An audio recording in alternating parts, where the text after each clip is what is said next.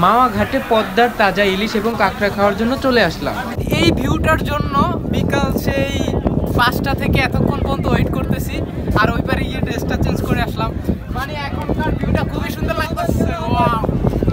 ইলিশ খাওয়ার জন্য আমরা এখন পদ্মার পুরান ঘাটে চলে যাব, তাও আবার রিক্সায় করে। রিক্সায় 70 থেকে 80 টাকা ভাড়া নিবে। এটা মূলত পদ্মা পুরান ঘাট। দেখেন এখানে অনেকগুলা গাড়ি পার্কিং করা আছে। তো আমরা ইতিমধ্যে চলে আসছি। এভরিওয়ান, আমরা একেবারে পদ্মার পারে পদ্মার পুরান ঘাটে চলে আসছি। এই যে ইলিশের দোকান, এখানে আমরা এখন ইলিশ খাবো।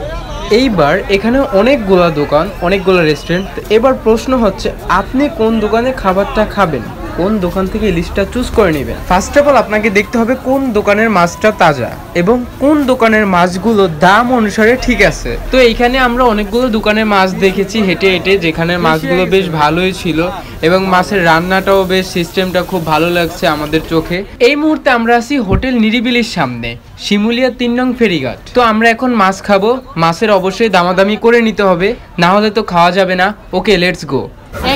আরো বড় না না, আর বড় দেখুন, এত ছোট কি খামু? এটা কয় পিস হবে? এটা 6 পিস। ওকে, এটা 6 পিস হবে এটা। আচ্ছা, কত দাম করে? দামটা বলে বলে দিবেন আপনি, বলেন। 500 সময় কত রাখবেন? এই মাছটা তুমি সর্বোচ্চ 300 টাকা বলতে পারো। মাছটার দাম তারা বলছে 500 টাকা, আমি 300 টাকা বলছি একদম।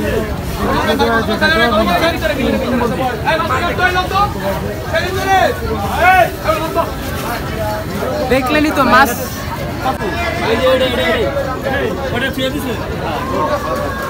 তো অবশ্যই মাছ কেনার সময় আপনারা মুলামুলি করে নেবেন। এটা দাম চাইছি কত? এটা দাম চাইছি 550, 500 টাকা দাম চাইছি, আমরা 300 টাকা একদম বলছি, একদমই ঠিক আছে। আমি ইলিশ খাবো না, আমার অ্যালার্জির প্রবলেম আছে। ওরা 3 জন খাবে, 3 জন। গাইস, আমি কিন্তু মুলামুলি খুব কম বলি। কাঁকড়ার প্রতি আমার খুবই ইন্টারেস্ট, তো আমি আসলে কাঁকড়া খাওয়ার জন্য কাঁকড়ার সামনে আসলাম। জানি না এখন কাঁকড়ার কি দাম চায়। কাঁকড়ার দাম উল্টাপাল্টা দাম চাইতেছে। কাঁকড়া কিনতে গিয়ে আমি খুবই হতাশ। ইলিশ মাছের থেকেও কাঁকড়ার দাম বেশি। আমার সামনে 100 টাকা করে দিতেছে অন্যদেরকে 5 পিস, বাট আমারে 1 পিস দিব না। মানে আমি যদি বেশি নিতাম তাহলে আমারে দিত, মেজাজটাই গরম করে দিল। যাই হোক, 150 টাকা দিয়ে নিলাম। তো এই যে হচ্ছে আমাদের কাঁকড়ার হচ্ছে ইলিশ মাছ। কাটাকাটি শেষে এখন সিরিয়ালে দাঁড়াতে হবে। তো এখানে আসলে মাছটা ভাজতে অনেকটা সময় লেগে যায়, প্রায় 1 ঘন্টা মতো লেগে যায় সিরিয়ালে থাকতে থাকতে। তো অবশ্যই আপনি এই সময় একটা টিকিট নিয়ে তারপর আপনি ঘুরতে পারবেন, মাছঘাটটা একটু ঘুরে ঘুরে দেখবেন। কাঁকড়াগুলো কিন্তু আমার খুব পছন্দ হয়েছে। যাই হোক, এবার দেখেন আমাদের মাছ ভাজার সিস্টেমটা, মানে খুবই সুন্দর লাগতেছিল। সরিষার তেল, মানে সব ধরনের মশলা ছিল, খুবই টেস্ট হয়েও হবে। গাইস, খাবার কিন্তু আমাদের সামনে, মানে খুবই ভালো লাগতেছে ফ্লেভারটা। বলো। ও জাস্ট অনলি ভিডিও।